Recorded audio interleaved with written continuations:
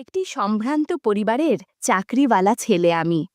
আমার এক ভাই আর বাবা মা, এই নিয়েই আমাদের পরিবার।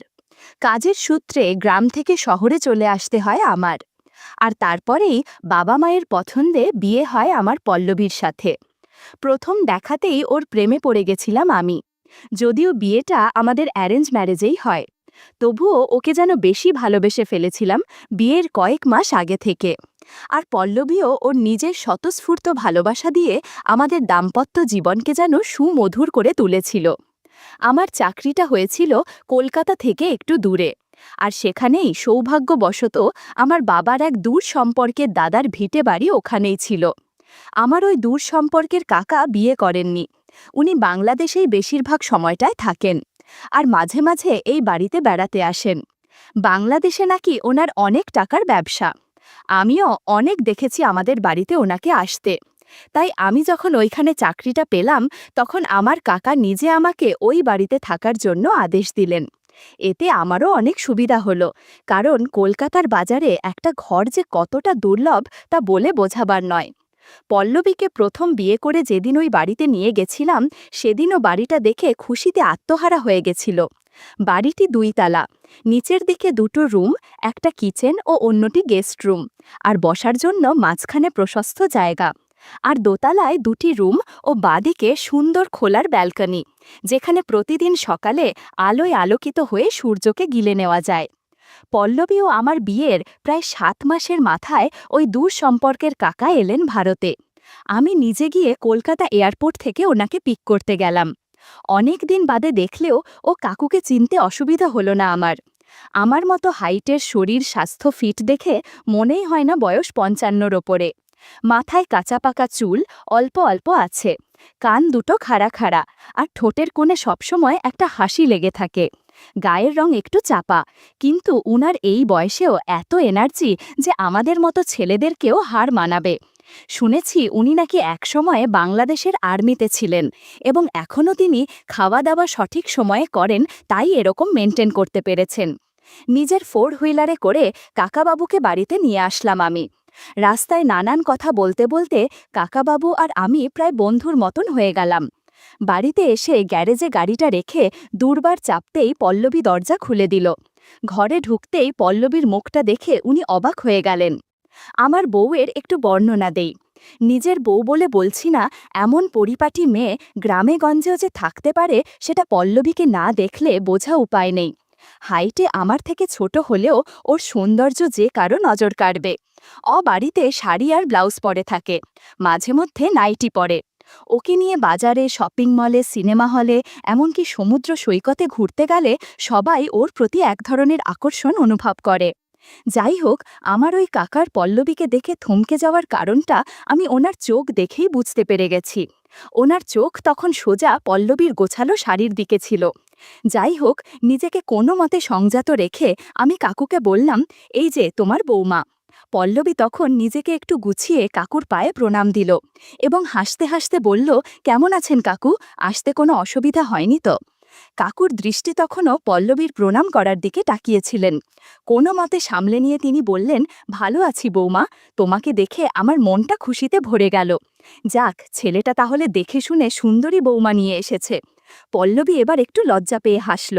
কাকু তখন বলল, বৌমাকে প্রথম দেখলাম, কিছু দেব না?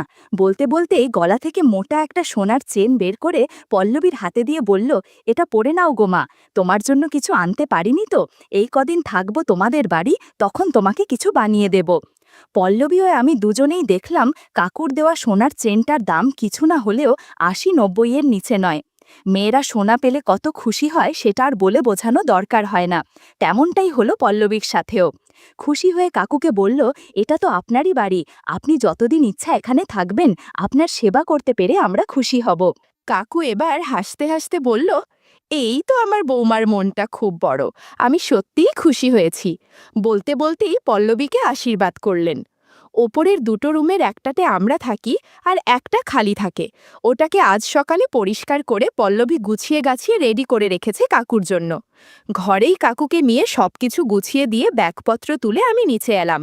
পল্লবী তখনও খুশিতে ডগমগ। নিচে এসে দেখি চেনটাও গলায় পরে নিয়েছে। আমিও খুব খুশি হলাম একা জেনে যে কাকু ওনার বৌমাকে পছন্দ করেছে।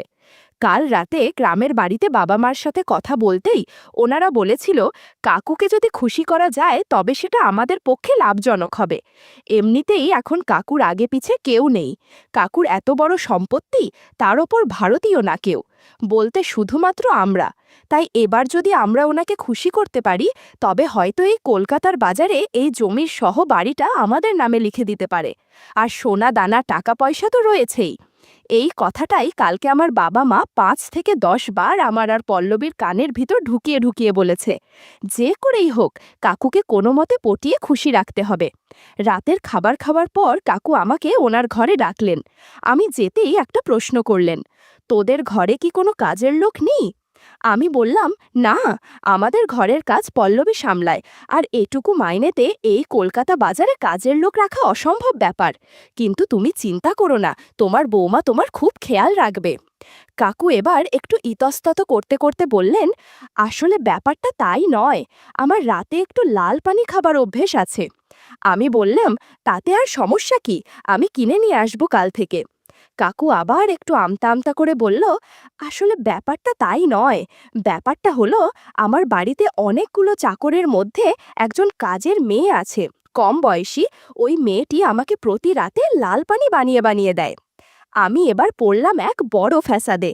এই সময় কাজের লোক জোগাড় করা যে কত দুষ্কর সেটা শুধু কলকাতায় থাকা পাবলিকরাই জানে, আর তার ওপর কম বয়সী মেয়ে চাই।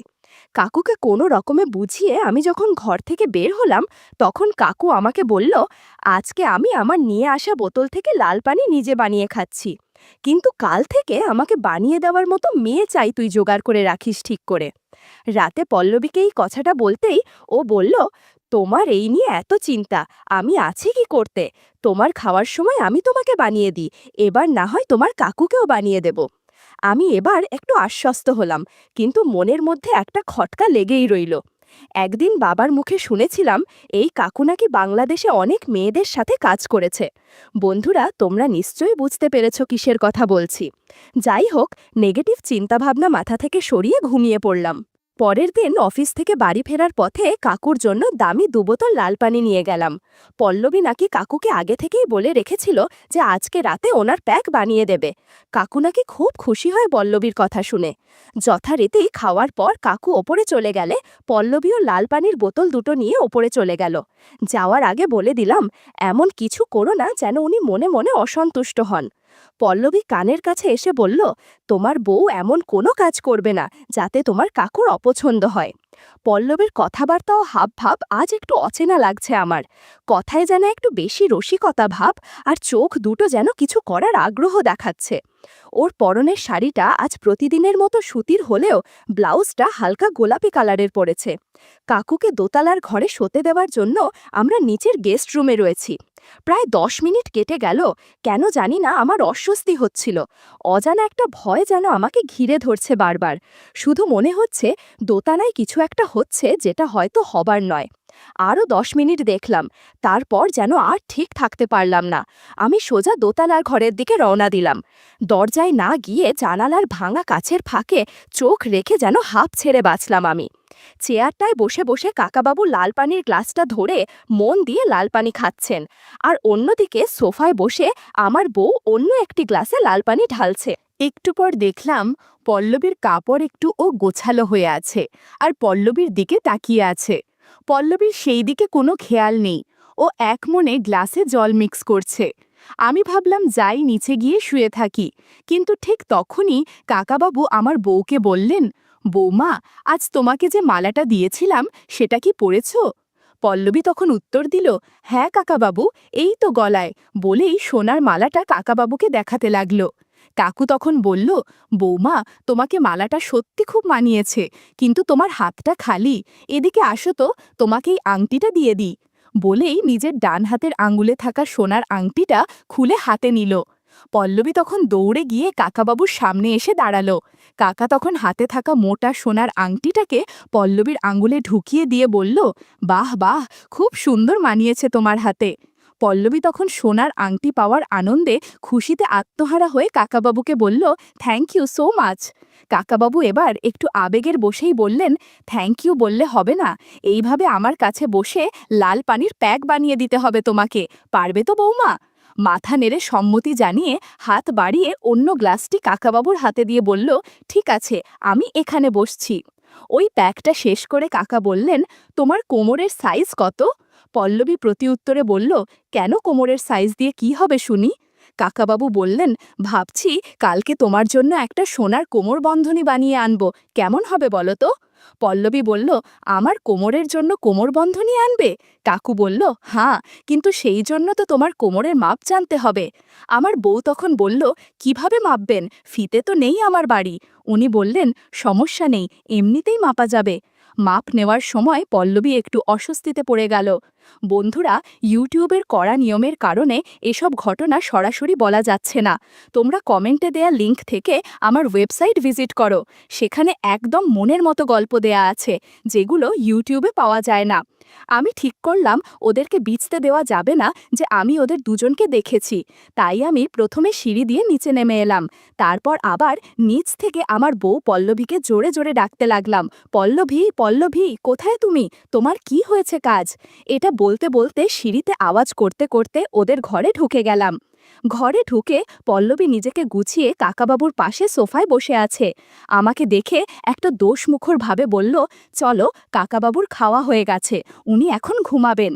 কাকাবাবু আমার দিকে এবার একটু রাগাতো চোখে তাকিয়ে বলল, হ্যাঁ, আজ আমার খাওয়া হয়ে গেছে। আমি আর কিছু না বলে পল্লবীকে নিয়ে নিচের রুমে চলে আসলাম। ঘরে ঢুকতেই ও ওই ঘরে হওয়া প্রত্যেকটা ঘটনা পুঙ্খানুপুঙ্খভাবে আমাকে বলে দিল, কাকবাবু কি কি করেছে। আমি একদিকে আশ্বস্ত হলাম যে আর যাই হোক, বউ আমার একদম লয়াল। ও আমাকে ভয়ে ভয়ে কথাগুলো বলতে বলতে প্রায় কেঁদে দিচ্ছিল।